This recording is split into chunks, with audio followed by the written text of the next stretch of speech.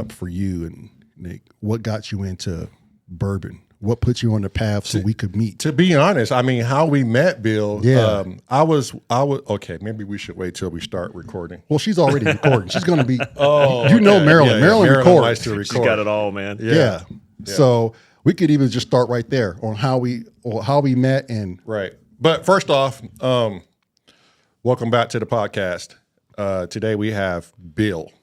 I won't give Bill's last name because Bill is a very private person, and it took pulling his teeth, tickling his toes, and I don't even know other things I do not want to I don't even share. know if Bill has to. Can we confirm that? You don't want to tickle my toes. Yeah. And as far as your teeth, Bill, do you have those? Do you have all your teeth? Absolutely not. Yeah. Well, see, there you go. How you got to pull a man's teeth that he doesn't? You know what I mean? Yeah, I mean, well, he might have some. I mean, Bill's told me some dental stories, so Right. you know. Yeah.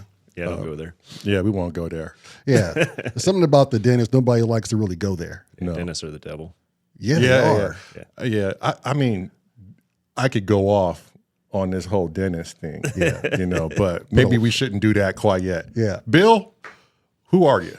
Tell the Yeah. people who you are. How old are you? Where are you from? What you doing? I am damn near 50, Yeah. and I'm a wood artist. I play around in my shop, make a lot of sawdust and mulch most days, but every now and then something cool comes out of it. Yeah. And speaking of that, you made us some great projects too. I mean, the guy is a wood pecker, one might say. You know what I mean?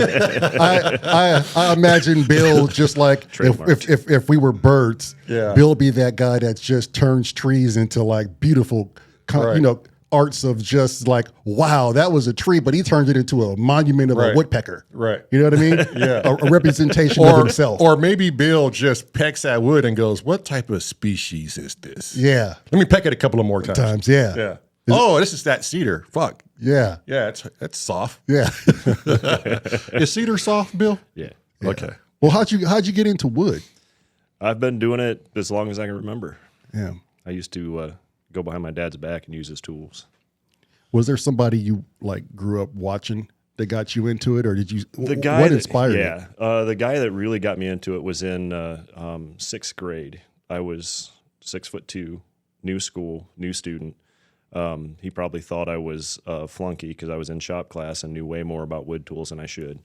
But he asked me to pick out a project out of the bins. Everybody else is making these little coffee cup holder things with a little dowel, and you put some dowels on the side of it and then spray some shellac on it, calling it good.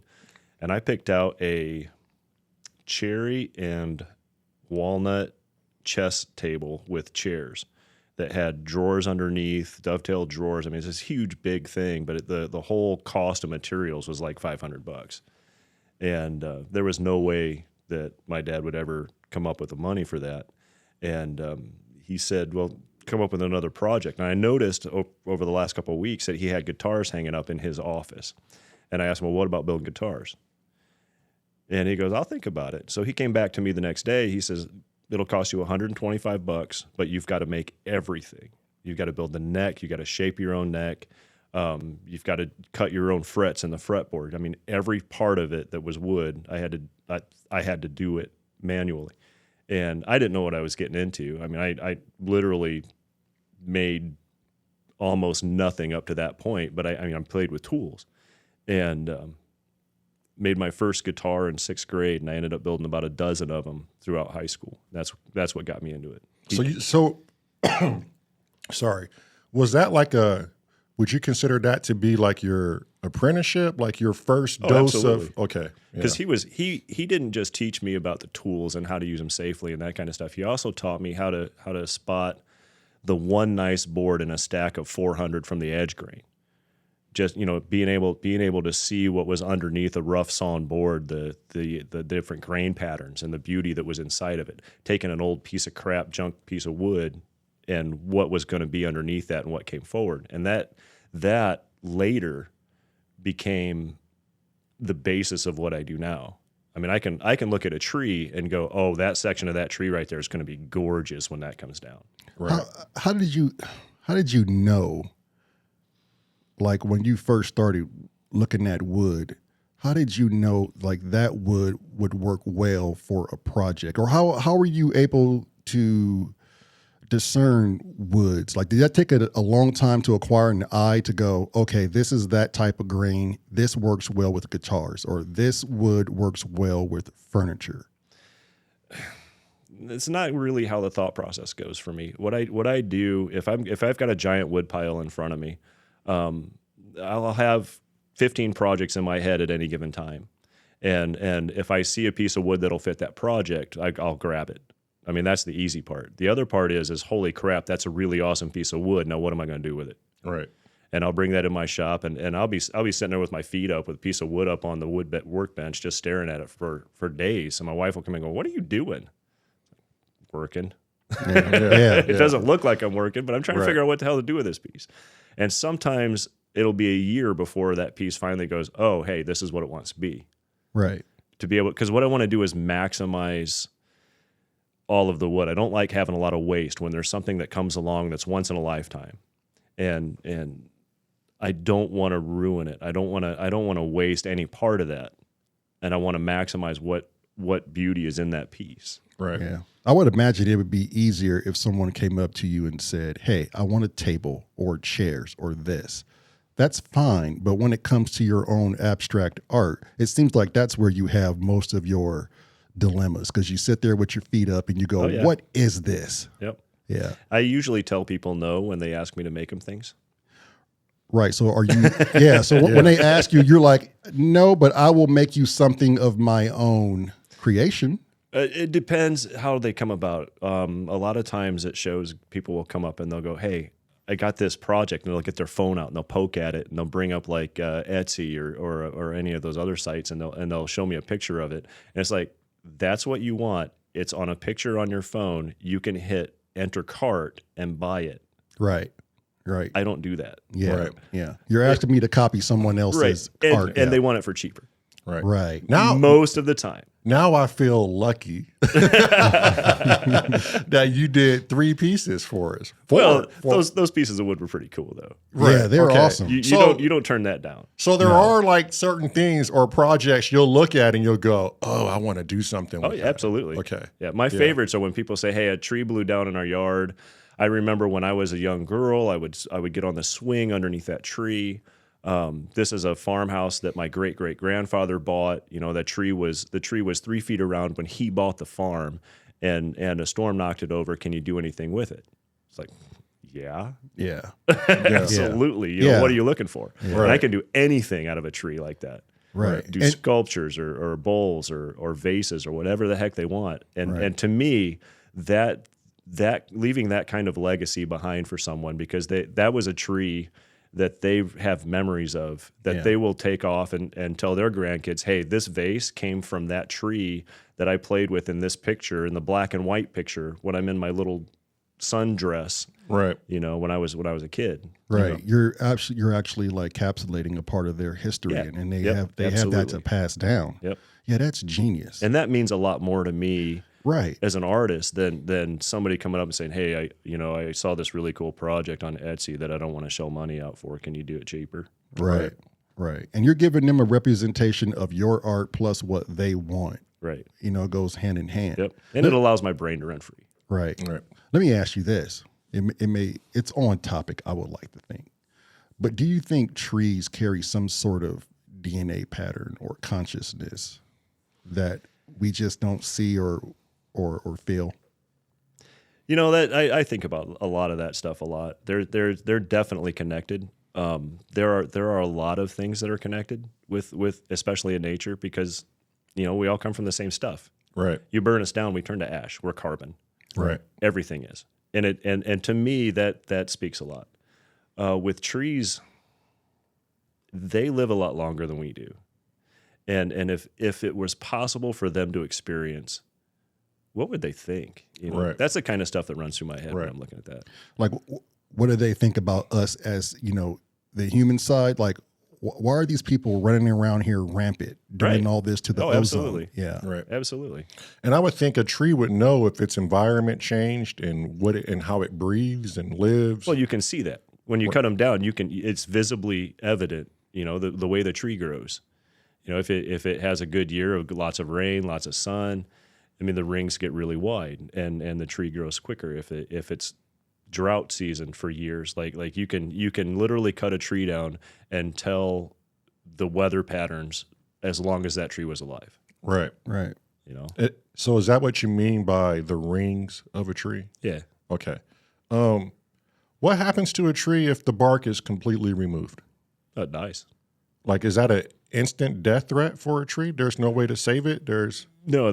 I don't think so. Oh, okay. In fact, they used to back in the day. They would debark trees in a little like 1-inch ring around it. That was enough to kill it off. They'd let it season as it stood there, and they'd cut it down later. Right. That was a thing they would do. So in essence, the tree does have like an epidermis, like it has skin. Yep. I mean, from what you're explaining and describing with trees, I mean, yeah, I would have to believe that they are conscious. But what do you think the communication would be like between other trees? Do you think that other trees can communicate with themselves? I kind of think that it would be within species, in the same way that birds communicate with their own species, but not so much with others. Right. I don't know if that makes sense, but Yeah. to me that's kind of seems how it would be. Right. What about the because I remember we had this conversation last time. You were talking about the leaves. What do you think that is when the tree sheds that part of its life, like the leaves, and in the winter they go dormant and then they come back? Like what do you think the true representation? Like, is it of a that death? Is it a temporary death and then come back, or does it come back and as the same conscience? or is it like preserving itself? I don't know. I think we're probably Yeah, but I mean, I'm just curious of what, because Right. you know, you're more apt to open up your consciousness to trees because you have a passion for That just wood. seems, when a tree, in the fall, when the leaves can't change color, they drop off and then they come back on in the spring. To me, that's just a part of its life. okay. And any representation to ours would be a very easy bridge to say, like you're going through rough crap, and then you shed that off, and then you come out stronger for it. Would be the same kind of scenario. Right. Oh, okay. Yeah. Yeah. Does that make sense? Yeah, that makes Yeah. total So sense. every year they have this like learning curve or this Right. cycle Yeah. that they retain. Yep. And every year going back to the rings is different. Right. They don't know what's coming. They don't know what they're going to have to deal with. Right. They don't know, if tornadoes are going to come through and rip off half its limbs. Right. But they just keep going. Yeah. They heal over. Well, and they also know that they provide shelter for habitats like birds and Right. insects and Now, I don't know if this is 100% factual, but I do remember reading something about mitochondrial mushrooms or a fungus underneath the soil, and it transfers information from tree to tree, and it helps its growth process, and it sustains itself. And once one fungus dies off, before it dies off, it regenerates somewhere else, and that fungus takes the whole experience and memory from the dying fungus, and it continues on. I mean, have you ever read anything about that help nourishes trees or anything like that? Nope. Okay. so they pretty much just root and stay where they are, but those roots, they reach out. So the tree is, I would like to think it's learning something about its grounds next to them, depending on how far the roots go. Sure. Right. So like behind us is the cornfield. You think the trees realize that part of the field is being harvested season after season? There's and no real true nutrients there. So it'll cut off its roots and just stay within its element. Well, I mean, you can see that with trees that really put down some trees' roots don't go very far, Right. and you'll see that whenever a storm comes through and the whole root ball comes up, and you're like, really? That's all holding that tree up? Right. It's only like 8 foot around, but the tree's 100 foot tall. That don't make any sense. Well, that's like redwood forests in California. Yeah. Those are really shallow rooted trees. But they all grab each other and wrap around each other. Okay. Those are a batch of trees that are all connected. Okay. So like they did studies where if a tree here it catches on fire, the tree 100 miles away has the same response. Oh, wow. Wow. So those are all connected. But like trees here don't do that. There's not like giant groves of maples, as far as I know, that do that. Right. But like willow trees, any tree that grows extremely fast will have really large roots. and which is weird to me because like extremely fast would be like a 50-year lifespan. Right. Because they'll get great big in 50 years. That willow tree is going to be giant size. Right. And the root system is also giant size. If they can find a water source, it will just leach into there and throw out 1,000 hair-like little roots right into that sucker and soak it up. How far do you think that willow could go? They say 100. I think it's 100 feet away. The willow tree roots will get into your septic system and completely clog it up. Oh Wow. my God. Yeah. Wow. Is there any reports that thing got invasive and totally went in someone's house and was just We've back when I did concrete work, we would tear out people's basement floors and do repairs like that. And the reason their basement floor needed tore out was because a maple tree root outside of their house went down underneath their foundation, across underneath their floor, and buckled the concrete. Oh, the sheer power. By 4 inches. Wow. I Just mean, jacked that's it up. power. so there's no stopping Mother Nature. No. Yeah. No. You All could- the sidewalks you see when you're walking down a sidewalk and they've got the concrete that's heaved up, Right. that's from tree roots. Right. Okay. Yeah. And I even always wondered and, don't care. And even then, you'll still see weeds and grass coming up through the sides. Like yeah. you can't stop nature. Yeah. So, but those trees in the redwood forest, you said that if one's affected, the others feel it. So, do you think trees feel pain? I think so. Yeah. It's hard to quantify that, but I think they do. Right. I mean, otherwise, I don't know if it's like an automatic response. Right. Like when we get cut, our bodies react and clot the blood. Where normally, if your blood clots in your vessels, that's really bad.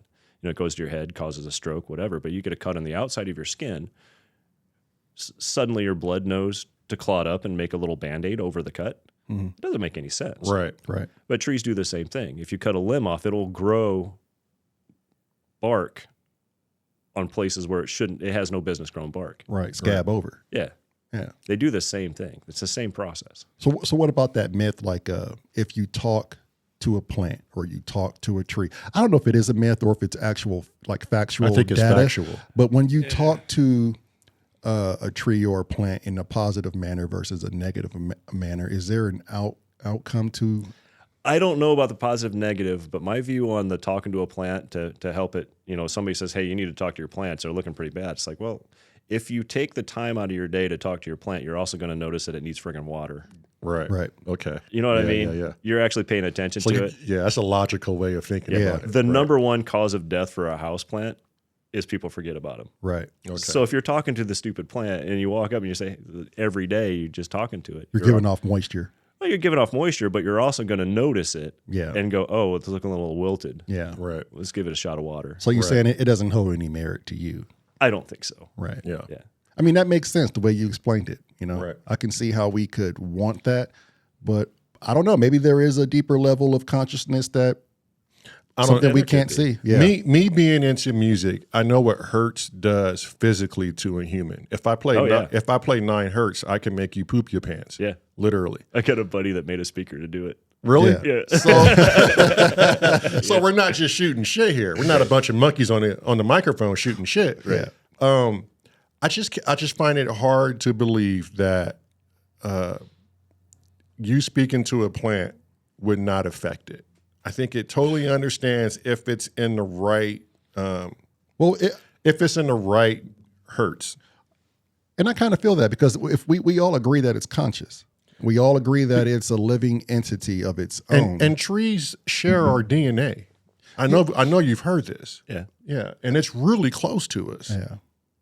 Yeah. So Yeah, I mean, there could be some logic there, but I know that there's probably a tree person that's going to be watching this going, I got the answer for these guys. It could be. That's what I do. Yeah. I'm Captain Botanist. Right. You know what I mean? The funny part about trees, though, is nobody really studies them that much. Right. I get asked a question a lot. What causes a burl? A burl is a big knot on the side of a tree. It's like a big ball. Right. And you can talk to 5 different botanists, and they'll each give you a different answer. Each answer is different, and they'll also say that the other guys are wrong. right. Right. To me, that just says that it's red knowledge. Yeah, and they it's haven't like- actually studied it. It's like scientists now. Yeah. You know what I mean? Yeah. Have you ever Have you ever cut open a knot like that just to look inside to see what's going on? Dude, they're my favorite things. Really? Oh, elaborate. Yeah. Well, what happens is it's a lot like a cancer cell. It's just it's a part of the tree that for some reason over replicates its cells, and it would be a lot like a wart or a cancer in that sense. But the grain, when you slice it, normally a tree has straight line grains, Right. and when you do that to a burl, it has swirls and curves and looks like marble. Right. And the beauty that's inside of those things is just amazing, and they're highly sought after. I mean, they're really expensive to buy. Right. But how hard is it to work with it so you can get high dollar? Oh, they're stupid hard to work with. Okay, Yeah. so they're unpredictable when you cut into Oh, them. absolutely. Okay. I mean, I don't know how many times I've gotten into one and it's just hollow inside. It's just full of dirt. Or the grain will just start to check and crack as it's spinning at 1,000 RPMs on the lathe. It's just. Right. But you learn to deal with that. You learn to cope with those issues and not get too cocky when you're doing it, because it takes a gentle touch to get it to work out right. Right. You got to slow down and take your time and really look at it. So I don't know how to say this, but I'm just going to go out here and say it because I don't think there is a political way of saying it. Tree huggers. These are people who have this name called tree huggers. What do you think a tree hugger is? Like, is it a person like you who's like trying to understand what this species is, wants to work with it, or is a tree hugger something different? Like, is there a difference between people who like actually love this species and who actually go overboard with this species? You think that's what a tree hugger is? Am I asking the question right? Yeah. Like, what's the difference between a woodworker? Like, how far would you go to protect a tree? Or is it just one of those Is it names just the- that people give? right? Is it just the eye of the beholder? Is this a real thing we're even talking about? Yeah, I don't know. I to me, a tree hugger is someone that is more, what's the word? Adamant about nature in general. Okay. Cleaning up the oceans and going out and saving the dolphins and sitting in front of roadways and blocking traffic for a cause kind of thing. Right. Yeah, that at least that's my definition of it. I don't know Right. if there really is a definition of it, but Okay.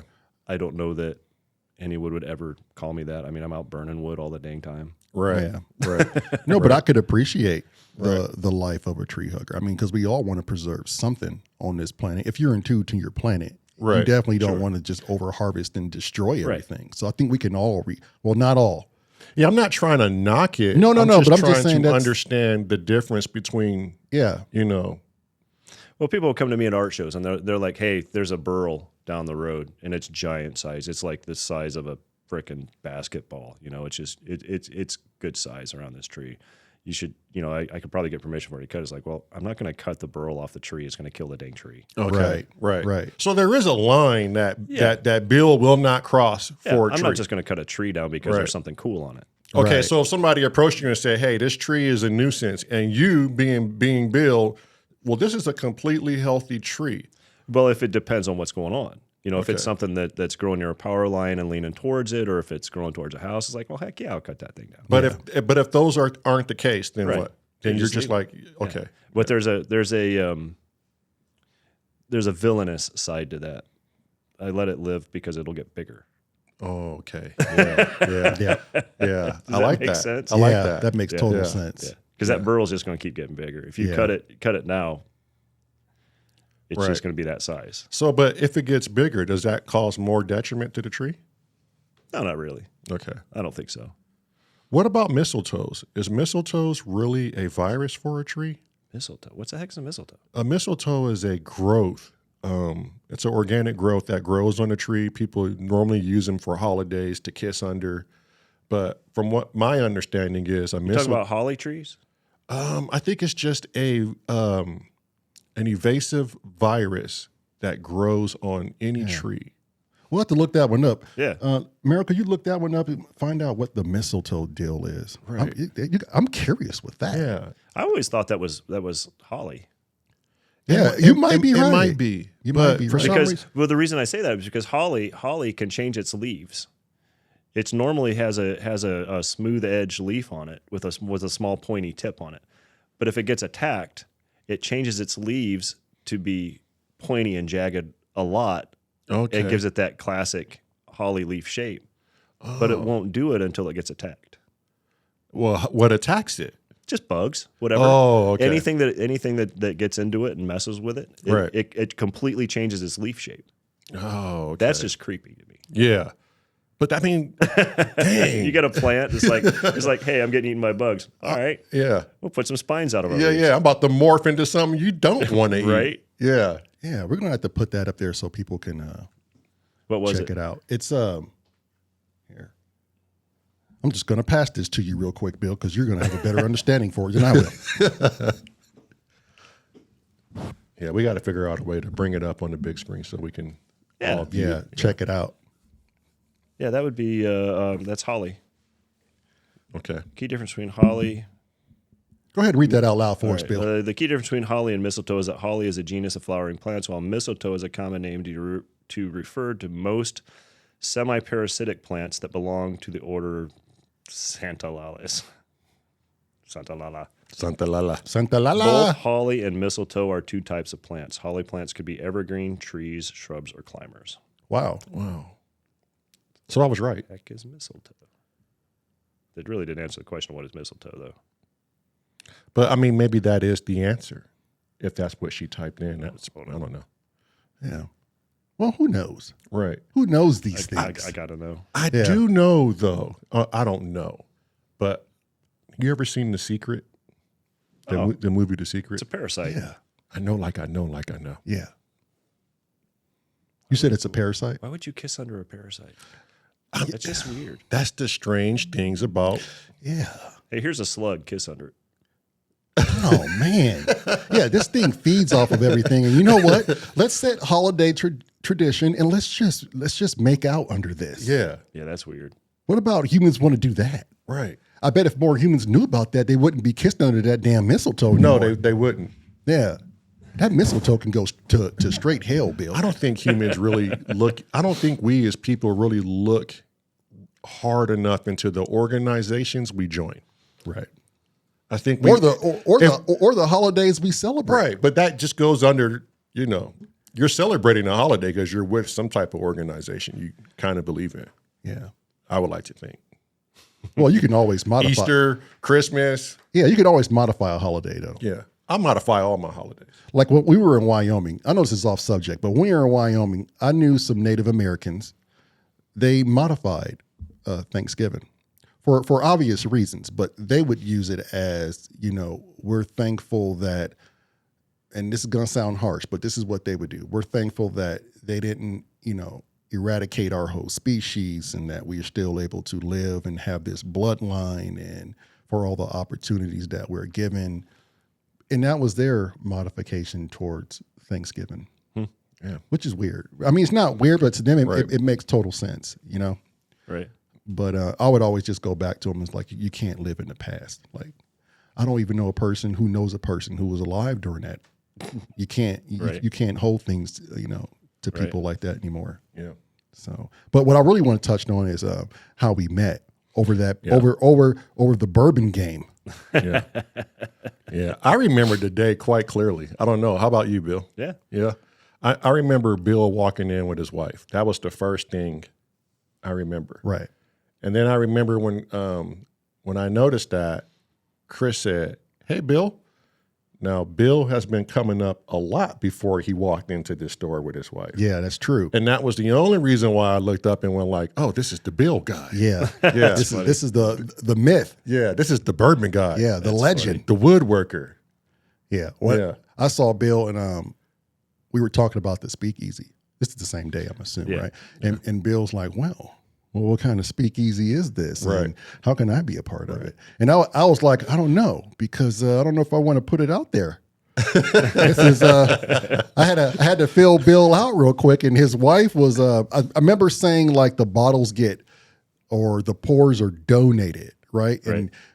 And Bill's wife was like, "What does that mean?" And Bill's like, "They get donated." Like Bill's trying to like explain it to her too, but she's not picking up on what's going on. And I was she like, don't do bourbon. "Yeah, No, she don't do don't. bourbon." She actually said that. She's like, "What do you like?" I was like, "I like bourbon. Yeah, All I do is bourbon." yeah. And then I was like, "I got to get his But information." but you were talking to Chris, and No, Bill- I actually talked to Bill, no, and I you got were- his information. you were talking to Chris first, Right. Bill noticed you guys were saying something, and then he just moseyed over there. I was just like, "Well, what's going on?" Right. Yep. Yeah. Oh yeah. You remember that, right? Yeah. Yeah. I think that was it the day I got that Willard 12? No. No. It was the day I got the Bookers, Okay. and Bill looked at me crazy, like, "Why are you buying the Bookers?" Right. Right. Yeah. It's not worth the sip. What's your memory of that day? Oh gosh. Came in, saw a couple guys talking shop that I've not seen in there before, Right. and figured I'd give my 2 cents worth. Yeah. Ended up being a lot longer conversation. Yeah, it did. Yeah. Yeah. I do that a lot when I go in there. I'll see a guy kind of staring, and if they're busy, I'll what are you looking for? Well, I really like this kind of bourbon. It's like, well, you'll probably like this one then. Yeah. I don't think they have that one here. I don't know if it's a good thing or a bad thing to know exactly what bottles they have at a liquor store, but I think you just told on yourself. I know that. Yeah. We're not going to mention the liquor store. Yeah. right? Yeah. But Yeah. it also helps to know your craft. Oh yeah. If that particular individual was looking for something that didn't have a lot of bite to it, Yep. on the end of it, on the back end of it, you could easily say, "Hey, how long have you been drinking bourbon?" Let's just say he's like, "Oh, I just got into it a month ago." Right. Then I could see Bill saying, "Well, you might want to start with these 84 proofs, or maybe these 90." You're not going to throw a cask strength finished in a frickin' sherry thing for like 2 years Yeah. at him, because Right. Yeah. that's just mean. Yeah, high rye hazmat. You know what I mean? Just like down the gullet there, sir. Do you have a sixth sense, Bill, of a person who knows bourbon and a person who doesn't? And you're like, "I got to help this dude," without any words being said. Can you feel it on somebody? I mean, it's pretty obvious right off the first few words of bourbon out of their mouth.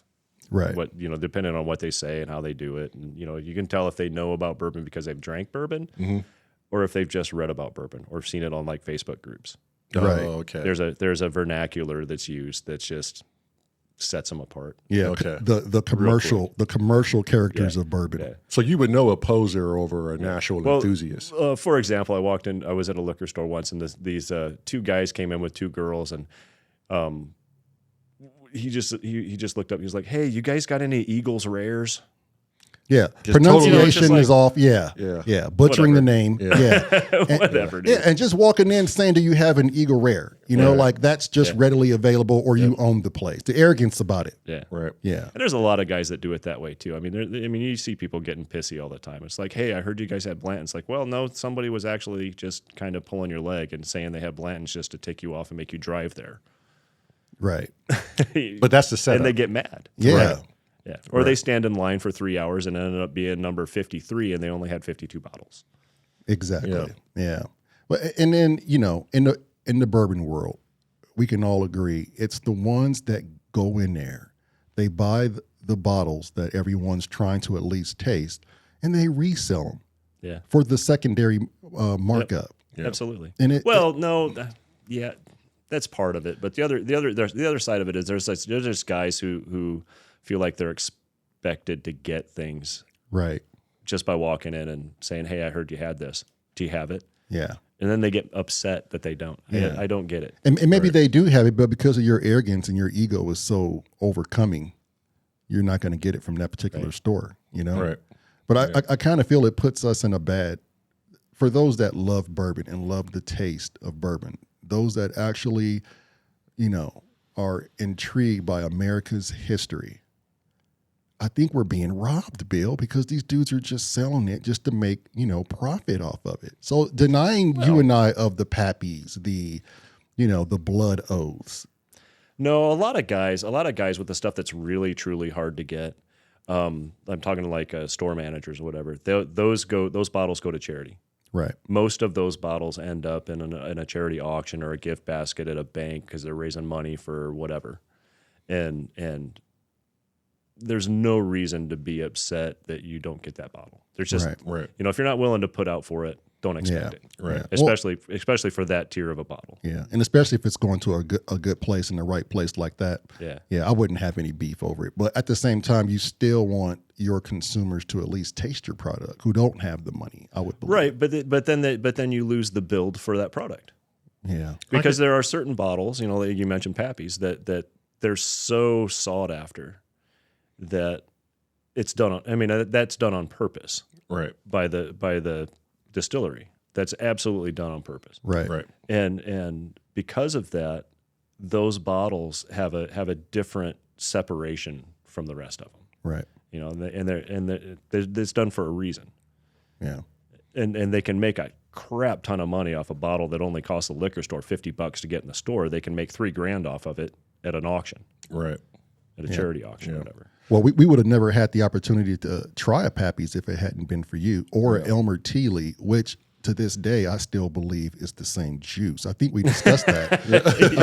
It's so fun to have people taste them side by side. And they're like, really? Yeah. That tastes the same. The Come same. on. Yeah. You just switched the bottles. Yeah, Come on. Do you think it was by design, coincidence, or some type of synchronicity? no coincidence. When you walked into that store and we just had to meet, and none of us knew it was going to go this far. Right. Well, that's how life is, isn't it? Yeah, I would like to think so. yeah, I would like to think that.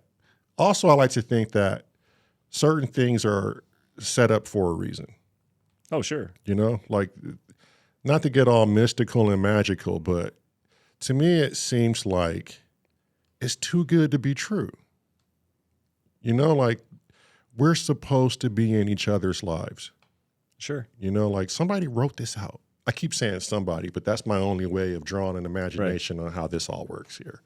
You know, I don't know. What do you think about walking in? Did you knew it was, or did you know it was going to be a long friendship just off of that one interaction? Well, absolutely not. But I don't think anyone ever does. yeah. Okay. But that goes back to my whole point of you're just one conversation away from finding that out. Right. Right. If you don't start off with the conversation, how would you ever know? Right. I'm sure there would have been some choice of words where would not have resonated well with you if you had, oh no, the way he's speaking, I don't think I'm gonna be a part of this. I knew it was gonna be something more, but I could never tell you it would have been how anything far like it goes. this. Yeah. I just knew that you were intriguing enough to know I got to talk to this dude more.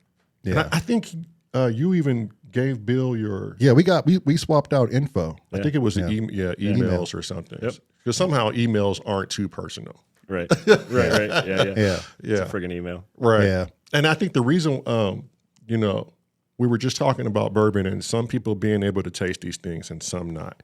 The real reason the wife and I wanted to start a speakeasy was actually, it felt like we wanted to do a service for people who can't afford it, for people who don't take the time to go out and hunt, who can't take the time out and do that, who had a dream to just want to taste some of these American products. Right. And they have nowhere to go where they can, visibly do this for a fair penny. Yeah. But they have bars, but the setting, right? Right. And I just the want close, intimate conversation. You just want to provide something for people that just don't have the means. Yeah. And to just see a person's expression or what they're going to say when they see it and Or drink taste it, you yeah. know, the conversations that come from it, you know? I think I live for that. Right. Well, that's why I have the collection I have. Yeah. Oh, yeah, true. Because it's so much fun to break out the really hard to get stuff when people come over. It's like, oh my gosh, it's so much whiskey. And you open up a door and they're like, the Holy Grail is sitting right there. Right. That's how I felt. Yeah. and for those watching, Bill is the godfather. He's our godfather of bourbon. The guy has every bourbon that is allocated and you want to taste. Bill's the guy to go taste it. I thought I was sneaky one day, and I said, and I live in Kentucky. Don't he lives in Kentucky. I don't live lives anywhere near. deep in the backwoods. You'll never Matter of find fact, me. you can't even get to him because all the clay is just slick. Sometimes he can't even get out of there. Yeah, never Bill find knows the Amish. They get them in and out of Kentucky. Yeah. But I thought I was slick one day, and I said, or I saw an article, and I did this mass text. A mass text is 2 people for me because there's not too many people in my phone book that even would, give me the time of day for these conversations. But I text Brian Mills. Right. And then I said, hey, man, if you see Frank August, let me know. That was Right. mean. So then I text Bill last, and I'm thinking I'm on to something hot, new. Yeah. Like there's no way Bill knows anything about this. And I send it to Bill. He texts back with a quarter of a bottle left. Yeah. You mean this one? Yeah. You mean this bottle here? I'm like, shit. Yeah. I tell you, you're the Obi-Wan Kenobi, man. Yeah. That's funny though. That bottle was a gift to me. Really? Yeah, that guy brought it from California. He's like, hey, brought this back. Let's try it. Guy at the liquor store said it was awesome. Which sometimes when a guy at a liquor store sells you a bottle you've never had before, it could be because they're just trying to get rid of it. Yeah. Well, we know that to be the case yeah. with a lot of certain stores. Did you know it was going to be that damn good? Is it good, Bill? I've never had it. It's not offensive. Okay. Right. I mean, it's not spectacular, Yeah. and it's not it goes down nice, Yeah. but it's It's bourbon. yeah. Okay.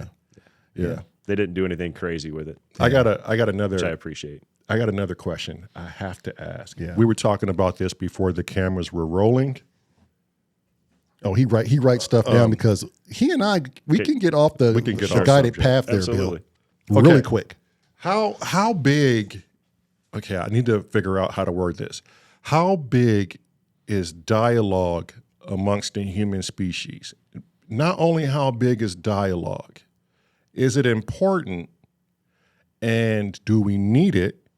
And have you been outside this country to where you didn't know what the hell was going on and you had to find a way? Oh, absolutely.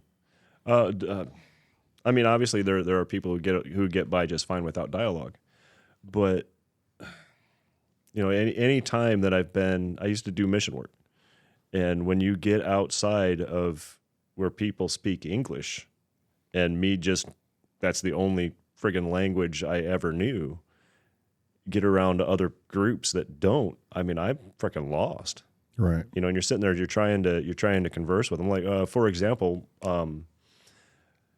after the earthquakes hit Istanbul, I think it was in '99. There was big earthquakes in Istanbul. We went, who's my wife now, we went and did relief work there. And my wife she did like 2 years of mission work in Turkey in the sticks, and she knew Turkish really well. Mm-hmm. So she hooked me up with one of her friends. This guy is a college student, and he barely spoke English. And so we've got a English to Turkish dictionary, and he loved to talk politics. Oh, great. It was an easy conversation. Right. It wasn't like, hey, what you want to eat for supper? Yeah. It was, I got to decipher history here. Yeah. So we're sitting there, it's like looking through here, flipping back and forth. It was long. It was tedious. It was exceedingly frustrating. The communication is everything. I wonder at what point does it get to where a guy needs to get a stick and just start drawing in the dirt? Drawing pictures in the dirt. Yeah. I imagine that's Bring how it back to old school. Exactly, because I imagine that's how it was if two tribes met from different parts of the area. Yeah. They couldn't speak the language, and they were like, okay, listen, I'm going to draw a deer. I'm going to draw a stick man with a spear. We need to hunt food. Can you help us? You know what I mean? Like, Yep. How did you get into this whole mission process? Oh, geez. I can't remember what year it would have been. Probably 90. Shortly after I graduated high school, I started going to a church, a very conservative church that I really had no business walking into. as far as the mentality of the people that went there already. Right.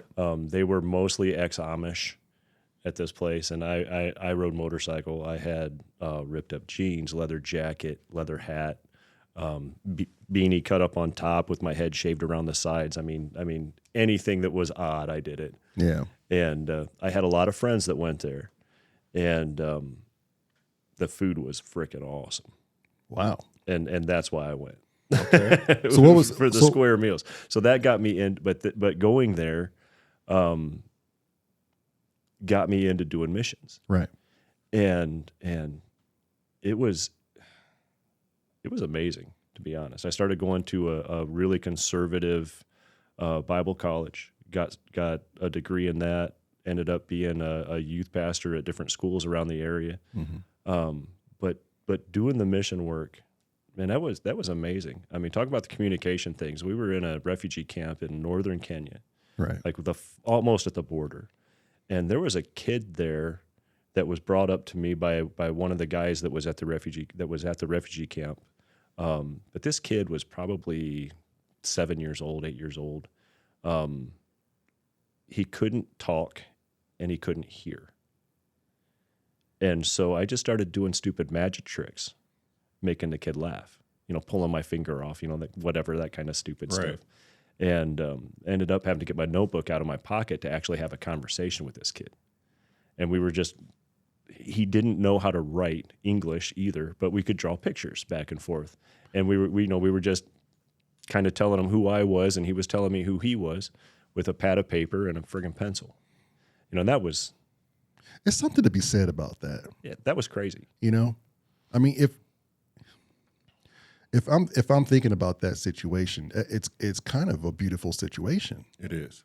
Communication. Absolutely. Yeah, communication is just that. It's just you're getting across your true intentions in that moment.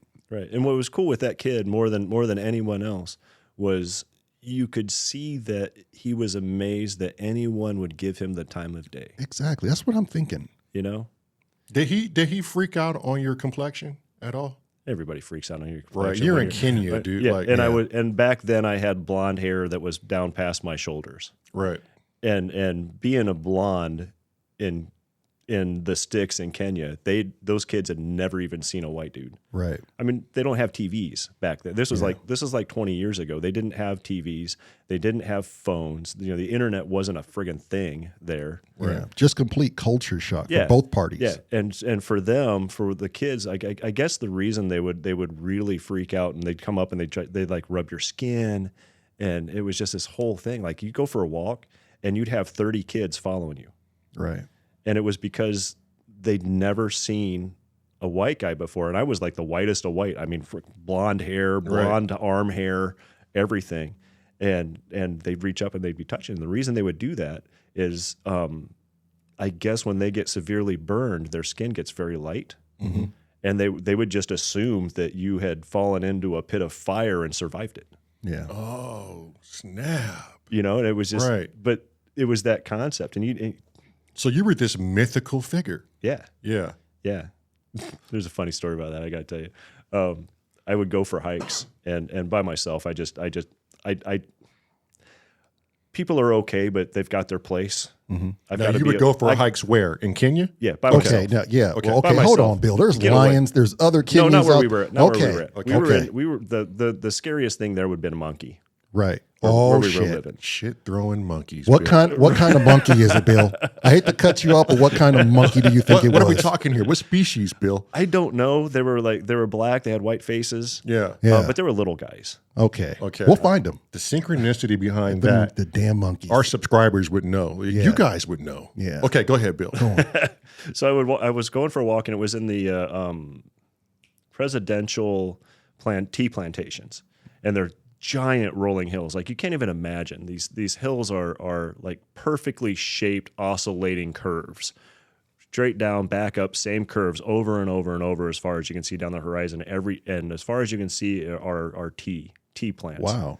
It's the most beautiful thing you'll ever see. Nature made or human made? Oh, human made. Yeah. Yeah, they're all in rows, but it's the tea plantations. Wow. And got down into the bottom of the valley, and there's always a small stream in the valley. So I just found the stream. I found a little footpath, and I followed the footpath. I'm just walking along, enjoying myself. And there's a lady that is washing her clothes in the creek. Now, there's no houses anywhere nearby, but she's just washing her clothes in her creek. And I didn't want to scare her just by walking up. So I said, in her own language, I said, hey, how you doing? And she gets up and she gets ready to respond. She goes, Nick, what? And she sees me and lets out this blood-curdling scream and runs up the hill, still screaming. I mean, these hills are huge. Right. Running, screaming, and then you can hear her running along the peak of that hill until she was out of sound hearing, screaming the entire time. Wow. Shit. I scared her that bad. She thought to herself, what in God's creation is this beast? Because where we were at, there was no white guys anywhere. And I look at her and go, Nick Wega. Right. And she heard her own language and she turned around and it was not somebody that should be there. Crazy. I felt bad, but I was like, oh my gosh, that was funny. Did you ever go back into town and figure out if there was a formal complaint made, like, hey Bill, we knew you were out because this whole village is now stirred up thinking they see a ghost or something? Because I had walked so far away and she ran the opposite direction from the town that she was probably a few miles away. And a few miles there is everything. Right. Like a lot of the people that were in the town I was at never left their town. Right. They were born in that town. They died in that town. They'd never go to the next town over. Wow. Yeah. Not for anything, not for trade or Nope. No reason to. So each town was pretty self-sufficient, you're saying. Yep. So what was the work that you actually did in the town? It was different depending on where I was at. A lot of it was building churches. Okay. But we did a lot of preaching too. Yeah. Now, were you just in Kenya? No, I was in Nicaragua and Istanbul and Kenya, different time. Yeah. What was Nicaragua like? You know, I didn't get to experience. I went with a group of kids. This was when I was doing youth work, and it was one of those. I called them vacation things, or what was it? Vacation Like missions. Vacation missions. mission. Okay. You go for like a week and a half to a different country, and you do some work around a church, paint a wall, and then you come home. Right. Like You know, a sabbatical or something. Yeah. But even less than that. Yeah. I mean, it was great for kids. They got to experience things. But there, we stayed at a house where they made American food. Everyone spoke English. Mm-hmm. It wasn't much different, Right. if that makes sense. Yeah. And I remember talking to one of the people there. I was like, hey, can you just take me somewhere and get me some cultural food here? Yeah. And that's what I hate. Yeah. I don't hate's a strong word, but if I'm going to a different country, I don't want to get there and see Westernism. I don't want to get Right. there and see a McDonald's. Right. I want to see heritage. Yeah, I want to see culture. I want to taste heritage. Oh, yeah. Yeah. And I just don't like the fact that everything or everyone is trying to be westernized. It just seems like we're spreading this, I don't know. Yeah. I don't want to call it negativity, but it's just We're not perfect. we're not. Yeah, in America, Westernism isn't perfect. it's not. In America really doesn't have like a culture per se, like other countries have cultures. You know, like in England, they have castles that date back to the period. You know, they have all this rich Right. culture, you know, and I want to go and I want to experience that. I feel like our culture is war mongrels. Or, Right. you know, like there's something about our past. I'm not speaking about now because I think the diversity is there in modern America.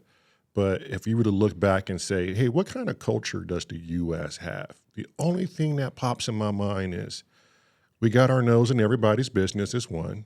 We want to put a KFC everywhere. And we're war mongrels. Which is weird, right? I mean, we left England Right. for freedom. Correct. And then we come and I say we because it is we, take color out of it as humanity. It's us. We did it. We conquered a land that was already occupied, said it was ours. And then it all goes downhill from there. Civil war, we fight each other. We build these empires. We have the slavery issues. It just seems like our culture, it hasn't established itself yet. It's true. identity. It's because we don't have the years and the time behind it. We're still relatively young as a culture, wouldn't you say? Well, if you look at it in humanity in general, you're always going to have that. Yeah. I mean, A birthing place. all of history Right. is about empires going up and coming back down again. Yeah, like Rome. Well, all of them, pretty much. I mean, there is no place on earth that has had peace. Correct. You know, even in the tribal areas or in the Indians here, I mean, they were always killing each other off. Yeah. Right. You know, because they ticked off a chief or something, or stole a girl or whatever. And they go in and they just wipe out the entire village. Oh, that village is gone. Those people are lost forever. Yeah. Right. And what's frightening to me about it is that, you think about the history of it, is like sooner or later, it's going to hit the fan again. It is. Right. But doesn't it always? You know what I mean? Like I Sometimes seem like they're worse than others. Correct, but I seem like it's inevitable that, like you said, like the fly is eventually going to meet the swatter at some point. Yeah. And it's weird because it doesn't have to. It doesn't. Okay, so here's the bigger question then. Like, what train is humanity on? Like, where are we headed as a unit?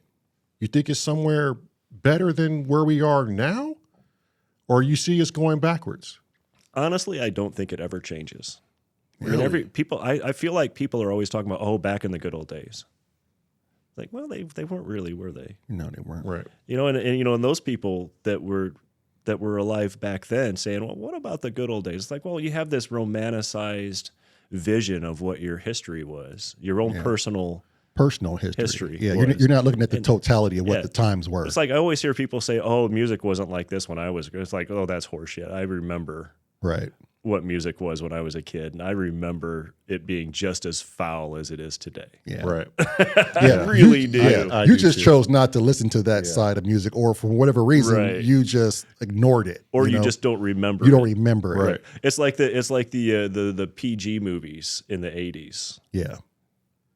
There were some raunchy PG Very. movies in the 80s, man. And, but it's like you said, it's different now. Now we are a little bit more picky about ourselves. Right. You know, a lot of shows back then, like we would never get a Dukes and Hazards in today's society. Right. And we used to love Dukes and Hazards. Like, And they never did any harm. They didn't. I think that was in the song. Yeah, it was in the was song, in the right? song. But can you imagine a I just TV put that show? song on my playlist. Yeah, just a good old boy. Yep. Yeah, but could you imagine, two white dudes driving around in the General Lee Right. Confederate flag vehicle? Yep. You imagine what society would do to that? They'd Right. cancel it so quick. But I think they would cancel it. I think cancel culture is a media thing, because I've met people, continuously meeting people, and I don't hear these conversations pop up. And I'm talking to a bunch of people. I think that's a media driven thing, and I think people are on a path of enlightenment.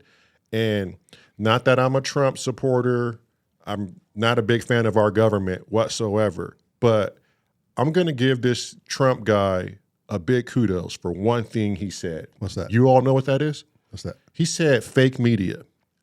And when he said that, that opened up Yeah, a lot of people's mind as to, okay, what am I being fed here? Yeah. And how far can the truth be stretched? And what is false? And it just left question into everything. And to me, it seemed like he didn't know he was setting off a paradigm shift. Sure. right.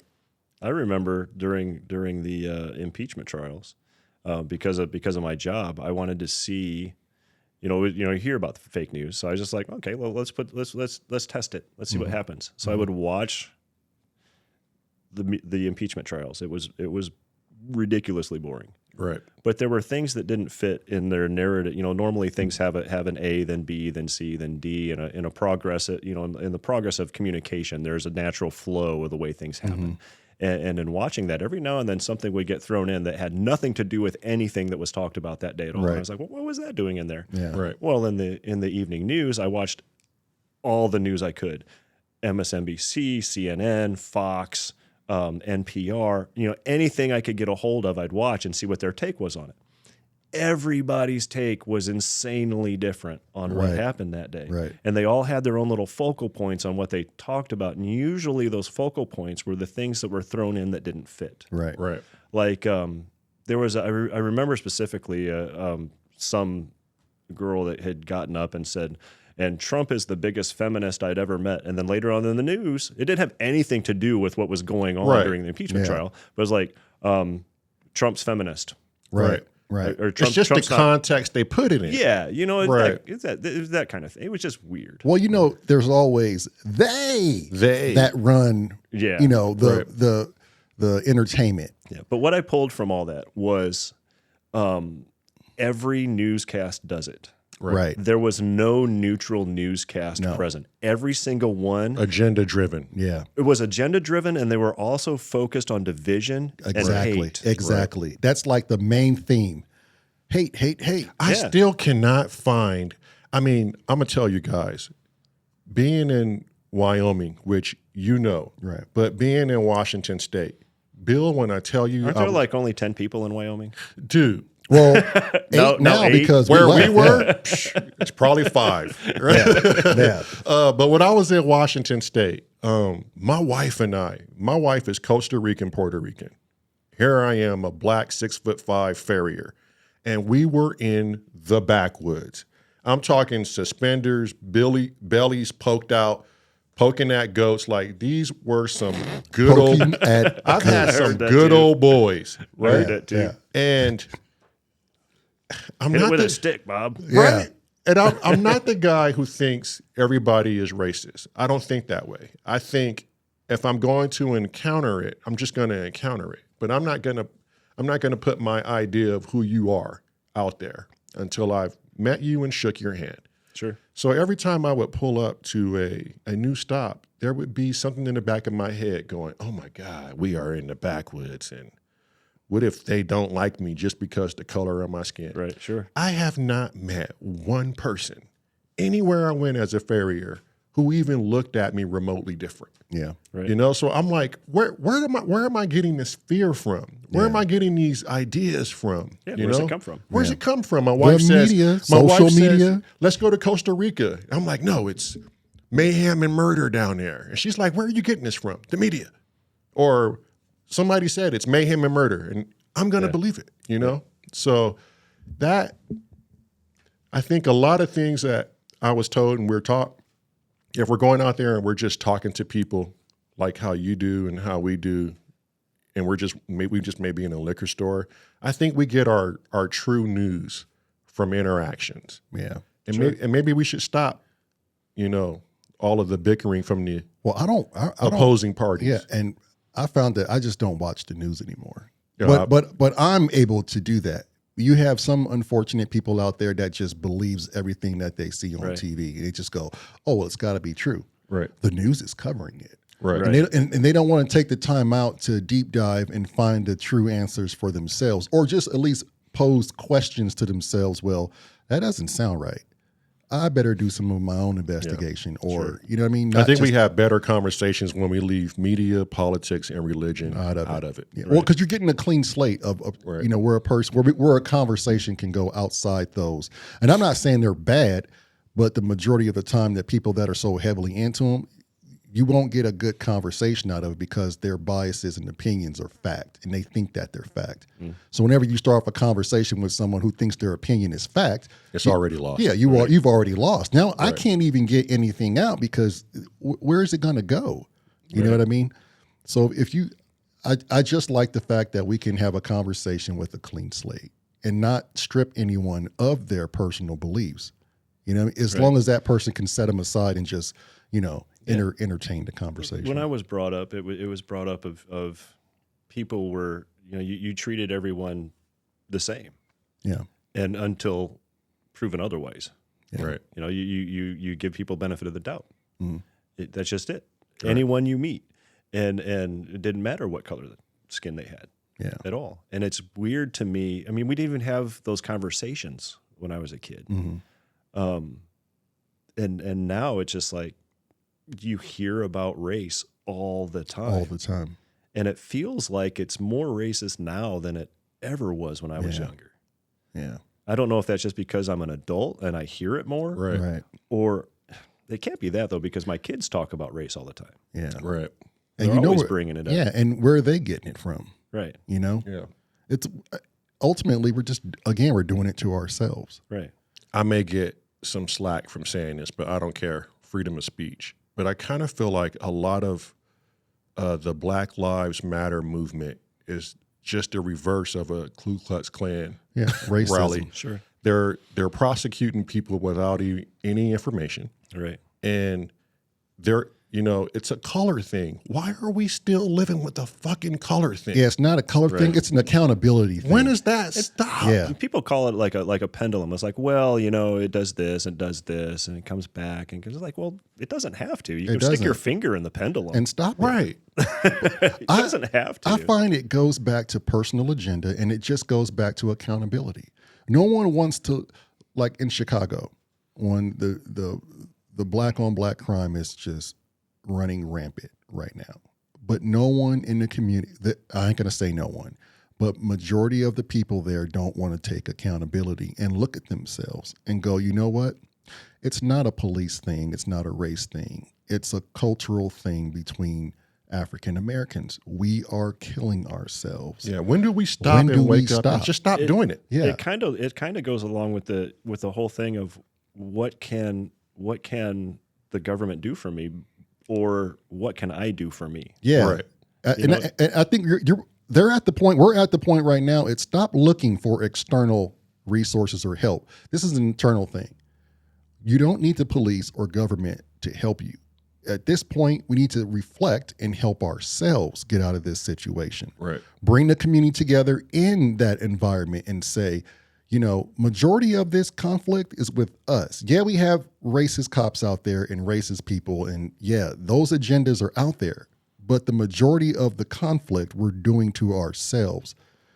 I just think people right now are just so caught up into their negative energy. They don't want to look at that. They can't get out of their own way. They can't get out of their own way. I mean, there's a saying as old as anything that what can I do for myself, and also what can I do for my neighbor to Right. help them out. Right. If people actually did that, you wouldn't have any issues anymore. You wouldn't. How can I help my neighbor? How can I help myself? And I don't want to say people are a product of their environment. Some of that is true, but a lot of it is you have the choice.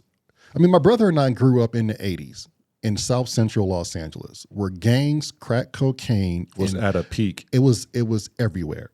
It was everywhere. And statistics back then were you were either going to be in a gang, dead, or in jail. Sure. For the growing up African American youth. Right? And don't get them wrong. We And where weren't you were at. where were we at? Yeah, but where we weren't nice kids growing Yeah. up. We were some negative, But pretty nasty individuals. But with that said, we had certain imprints on us that we made a choice and changed. Right. The father figure in our lives that time, bought us horses, bought us hunting dogs, had BB guns, went camping, Dirt 4x4s, bikes. fishing. So we had these certain imprints laid into us, right? And then we looked at the negative side of humanity and said, I really don't want that. But this camping and the horseback riding, I was really wanna great. chase that. I want to go chase that. You know what I mean? So I feel like there's always a choice. You always have a choice. You're not subject to not change or be a product of your environment. Right. You know what I mean? So I think it's possible that you can get out of this situation. And I'm not just saying it's like African Americans. There's like, you have white poverty, you have Hispanic poverty, you have all these different ghettos or the lesser side of what we call the population. Right. Well, that's how I grew up when I was younger. Good God. We were jumping between parents because they were both getting married and divorced all the time. Right. And they had nothing for money. And God, I remember just trying to figure out how to stay alive. Mm-hmm. How do I keep my grades up? How do I do this? Ended up 17 and in high school and had a full-time job as a security guard just to be able to eat and pay rent. And that was my junior year in high school. Yeah. That trying to figure out how to get just to stay alive in life with nobody telling me how to do it. Right. Was ridiculously difficult. Mm-hmm. And some choices were made for me. some choices were given to me. I remember being homeless, sitting in front of a school that I hadn't been to in a long time. After I ended up quitting school because it was just ridiculous. The rules that the administration had in place were not set up for an 18-year-old to be going to finish his year out and not live at home. It just wasn't set up for that. And I remember sitting on the steps after I hadn't been in school for a few months, and this guy's walking up the stairs towards me. He's like, Bill Steffen. I looked up. I was like, who are you? I didn't remember him, but it had been like 6 years before. He was my Boy Scout master, like the assistant scoutmaster, who was now the public liaison to get kids back into school. That was weird, right? I mean, why did he show up at that particular time when I'm sitting on the steps waiting for school to get out? Right. I hadn't seen him in 6 years. He's like, are you in school? I said, no. He goes, do you want to be? I said, sure. He goes, well, here's my card. Call me in 3 days. I said, all right. So I went and stayed at the Salvation Army downtown and called him in 3 days. And he says, can you meet me at school in a half hour? I said, I don't think I can make it there that quick. He goes, well, where are you at? I said, Salvation Army. He goes, you're staying at the Salvation Army? It's like, well, yeah, it was January. Right. You can't sleep outside. Right. And he ended up taking me in and let me stay at his house. He drove me to school he lived 30 miles away from that school, but he took me in, he dropped me off. And I'd go to school that day, and he got me back into school. I ended up graduating the same year I was supposed to, and it was a choice that wasn't really made for me. Right. You know, if that guy hadn't have showed up, there were all kinds of instances like that. Right. I feel like there was bigger things at play than me. Man, Some sort of divine intervention. the synchronicity on that, though. Yeah. Do you still keep in contact with them? No. No. Would you consider that to be like one of your lowest points in life? Nope. Oh, so that goes deeper. Yeah. Oh, yeah. So was that like divine intervention, you think? Absolutely. Yeah. Yeah. Yeah. Okay. I know we're probably running a little bit Close to the time. close to frame. the time. Yeah. So let me ask this. Let me ask a couple of questions. Who taught you to love? Ooh, that's a big one. I feel like it's something that I've always known how to, but to do it well, it'd probably be my wife. Really? Yep. That late in the game, huh? Absolutely. That's phenomenal. I mean, up till that point, you're just trying to figure out how to live, Right. you know? Yeah. But yeah, a lot of the decisions that I made weren't based out of that. And I feel like once I got married and really started to learn the depth of what love actually means, like sacrificing things that you want for someone else, kind of thing. Those things weren't things that I thought about before, and now suddenly they are. You know, there's a whole depth to it that I couldn't have learned until I got married. Right. Yeah, that is a great. I've never never heard thought that I would one. hear an answer like that. Yeah. And then who do you think taught you how to hate? Myself. That's an easy thing to do, buddy. Yeah. Yeah. Was that like some internal conflict there between your ego and conscious, or? No, I think most of that just stemmed from my upbringing and how it was. It was friggin' horrible, and I became bitter Right. because of it, and the bitterness would just be very equally attributed to hate. Right. Yeah. You know, all of it. What would be your like outburst to like what you're going through, the struggle? What would you do to put that out there? Oh, the release of it? Yeah. I just break stuff. Yeah. Anything. But it's funny how that just it helps, you know, because Yeah. you don't leave it in. Like people will say, if you're broken inside, just go ahead and cry, Yeah. you know, and release that energy. But Or destruction in or Bill's destruction. case. Yeah. Yeah, I think there's probably 4 times in my life that I've actually cried since I was in middle school. Yeah. And for me, it's always a physical break, something. Yeah. I think that's why I enjoy woodwork so much. There you go. Yeah. Chainsaws, Yeah. hatchets, torches. Yeah. That's a good way to get some aggression out. Yeah, I'm not it going to is. lie. That sounds pretty intense there, Bill. Yeah, yeah, it is. Is there anything you would like to share? Like, are you willing to put your business out there so people can at least email you about some wood products? Or Maybe next time. Yeah. Okay. Or if you think of something before we Yeah. edit and post it, or just let us know. We'll put it down in the description, and All right. people can get a hold of it. Last thing is there anything positive you can say about the viewers who are watching to lead people in a better direction? Or is there anything you can say that Maybe someone that's been in your shoes. you've learned? And Just that church isn't as scary as you think it is. Yeah. right. I mean, that to me, church is where everything changed. Mm-hmm. And again, that wasn't a choice that I made. I was going there just because my friends went there. Mm-hmm. If it wasn't for that, I would never have ended up going there at all. Mm-hmm. But that was life-changing. Right. It really was. I can respect that all kind of ways. Are you still currently going to church? Oh, yeah. Okay, good. Yeah. All right, Bill. Well, thanks for being on the podcast. We Yeah. appreciate it. You know we got to have you back soon, Yeah. right? All right. Yeah. I still got tons of questions for you. Yeah. The woodman, the woodpecker. The Woodman. Yeah. I've got stories that'll blow your mind away. I bet. You know we got to have you back. Yeah, for real. Yeah. All right. Well, hey, click, subscribe. What's the bell thing that damn bell thing? Ring that bell. What, man?